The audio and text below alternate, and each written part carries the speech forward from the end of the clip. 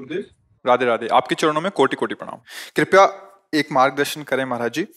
महाराज जी, मेरी वेदना यह है कि घरों में जैसे जैसे दीपावली की साफ सफाई होने लगती है तो लोग घरों में नई सजावट आदि करते हैं, किंतु घरों से देवी देवताओं की पुरानी या खंडित छवि, भगवान की पुरानी तस्वीरों को मंदिर से बाहर निकाल के पीपल आदि के पेड़ के आसपास रख देते हैं। वहां खुले में गंदगी में देवी देवताओं की छवि या तस्वीरों की दुर्दशा देखकर मन बहुत दुखी होता है। महाराज जी, इसमें समाज के लिए आपका एक निर्देश। हाँ बिल्कुल। जो भगवत विग्रह चाहे किसी देवी के हों देवता के हों, ये हमारे पूज्य हैं और हमारे पूज्य रहे हैं।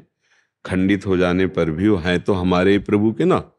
तो अगर हम उनको विसर्जन करते हैं तो जैसे गंगा जी हैं, यमुना जी हैं, या कभी तीर्थराज प्रयाग या कहीं जो भगवत स्वरूप धाम के समीप जो तीर्थ आदि हैं उनमें कोई न कोई पावन नदी रहती है। जैसे अयोध्या जी तो सरयू जी विराजमान। तब तक आप उनको घर में सम्मान पूर्वक रखिए जब तक आपकी तीर्थ यात्रा न हो। आप जिस तीर्थ में जहाँ पावन नदी है वहाँ उनको सम्मान से प्रवाहित कीजिए। जैसे आप साधारण बात समझो, हमारा कोई प्रियजन शरीर उसका अंग भंग होके पूरा हो जाता है तो हम अंत्येष्टि क्रिया जैसे करते हैं ना, तो हम फिर ऐसे थोड़ी चौराहे पे छोड़ देते हैं, पीपल के नीचे छोड़ देते हैं। कोई पधार जाए तो ऐसे छोड़ देते हैं क्या? उनको दफनाते हैं, उनको प्रवाहित करते हैं या उनको अग्नि प्रदान करते हैं। तो हमारे प्रभु के जो श्री विग्रह हैं, तो जैसे यमुना जी हैं, गंगा जी हैं, ये भगवत स्वरूप हैं। तो हम पुष्पमाला में ऐसे उनको आवेष्टित किया, नाव में बैठे और बीच में जाकर भगवत भाव से ऐसे उनको भी, ये हमारी पद्धति है। ऐसे जैसे मान लो लक्ष्मी जी, गणेश जी, देवी देवताओं की जो छवियां हैं वो खंडित हुई ऐसे और गंदगी पड़ रही तो फिर आपके सुकृत नष्ट होंगे। पहली बात तो आज कोई मानने के लिए तैयार नहीं। हम सबसे प्रार्थना करते हैं कि जो आप अपने सामान को बेचने के लिए, बढ़ाने के लिए उसमें भगवान नाम दे देते हैं, भगवत रूप दे देते हैं। आप कार्ड में, निमंत्रण कार्डों में भगवान की छवियां छाप देते हैं, ये अपराध है। वो ऐसे भगवान की छवियां तिरस्कृत होती हैं। तो वही भगवान तो है जिनको हम सिंहासन में विराजमान किए, वही भगवान की छवियां आप अपने नाम के साथ पोस्टर में छवियां छपा दी। पोस्टर लगा, प्रोग्राम खत्म हुआ, फाड़ फाड़ के लोग फेंक दिए, नालियों में पड़े। इसी से बुद्धि भ्रष्ट हो जाती है। भ्रष्ट का मतलब जो हम सतमार्ग में आगे बढ़ना चाहते हैं उसमें बुद्धि नहीं और राजी हो जाती है, मान सम्मान, रुपया पैसा, भोग वासना।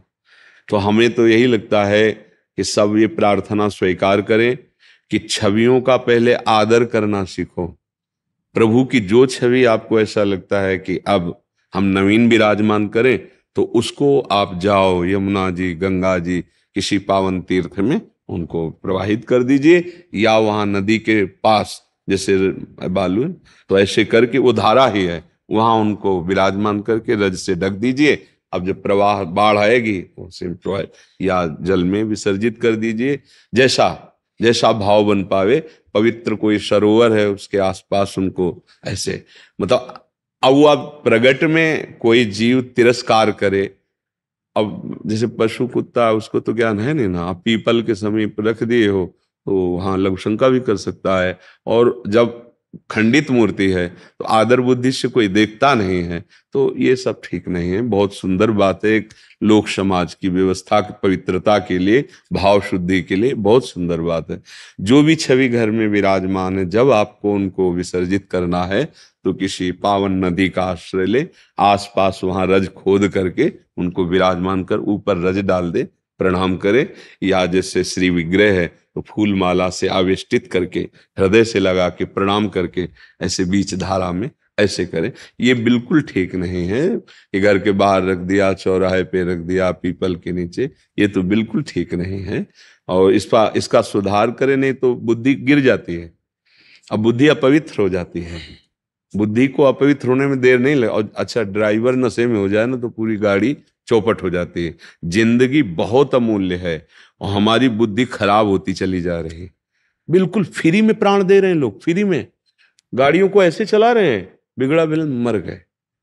अब नशा पिए हैं, औरों को मारते हुए खुद मर, क्या हो रहा है? बुद्धि खराब हो रही ना। पूरा जीवन, इतना अमूल्य जीवन है मनुष्य जीवन, वो बुद्धि पवित्र नहीं, इसलिए आपको नहीं लग रहा। एक एक सेकंड अमूल्य जीवन है। राधा राधा राधा राधा, सार्थक कर लो जीवन। बुद्धि पवित्र रहेगी तो संसार का व्यवहार, परमार्थ का परम लक्ष्य, ये सब बन जाएगा। बुद्धि खराब हो रही है, जरा सा बात बिगड़ी, गुस्सा आ गई, जरा सा लोभ, दूसरे की हिंसा कर दी, जरा सा लोभ, जरा जरा सी बात में एक दूसरे के प्राण लेने पर उतारू हो जाए, ये बुद्धि है। कोई बात नहीं, अगर तुम्हारा थोड़ा कोई अहित कर रहा है, भगवान देखेगा, अपना जीवन बचाओ, उसका बचाओ। अभी लाभ हानि में बदल गया है, आगे हानि भी लाभ रूप हो जाएगी। जीवन बहुत अमूल्य है, उसको छोटी मोटी बातों में पर वो बुद्धि खराब हो जाती है ना। तो इसलिए हर कार्य शास्त्र सम्मत किया जाए, तो उससे भगवान की कृपा से जीवन, हम कह रहे भगवत प्राप्ति छोड़ो, कम से कम चैन से जीने लायक तो बुद्धि हो जाए।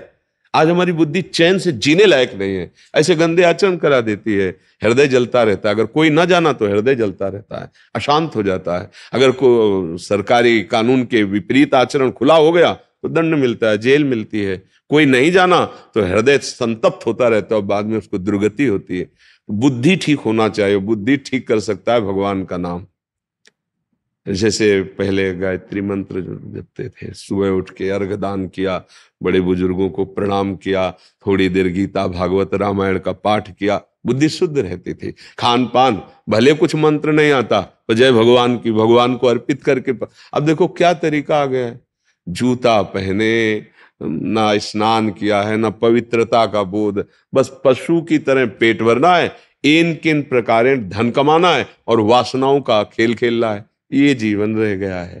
तो बहुत सुंदर बात है, प्रभु को देखो, मानी संख्या से सवाल हल हो जाता है। स्कूल में जब थे तो मानी संख्या से सवाल, ये संसार का सवाल हल हो जाएगा, मानी संख्या। हमने माना ही हमारे भगवान है, मान लिया, कहीं भी मान लो, कहीं भी मान लो, छूट है, आप किसी में भी मान लो। हमारा ये तो धर्म की महानता है, आप किसी पशु में मान लो, किसी वृक्ष में मान लो, आप किसी ईंट पत्थर में मान लो, क्योंकि हमारे भगवान सर्वत्र है ना। मैं मानो तो बस जोर के मान लो, वहीं से भगवान प्रकट हो जाएंगे।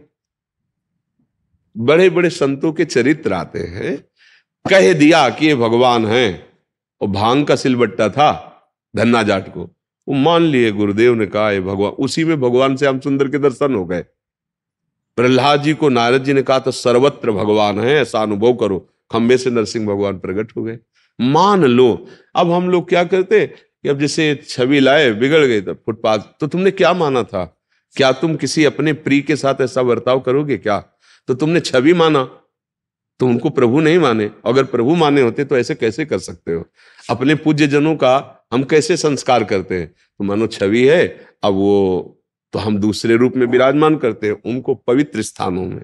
बुद्धि ठीक होनी चाहिए, नाम जप करो, और जो भी धर्म शास्त्र में वर्णन अक्षर अक्षर सत्य है, आपकी बुद्धि काम नहीं कर रही, इसलिए लगता है कि ये कैसे अक्षर अक्षर सत्य है, ये अनुभव की बात कह रहे हैं। जो शास्त्रों में लिखा है उसके विपरीत जरा भी, तो फिर वो गिरता चला जाता है। अब गिरा हुआ पुरुष जानता नहीं कि कहां गिर रहे हैं, जो चल रहा उसको पता है कि यहां लड़खड़ा रहे हैं, यहां गिरना होता है।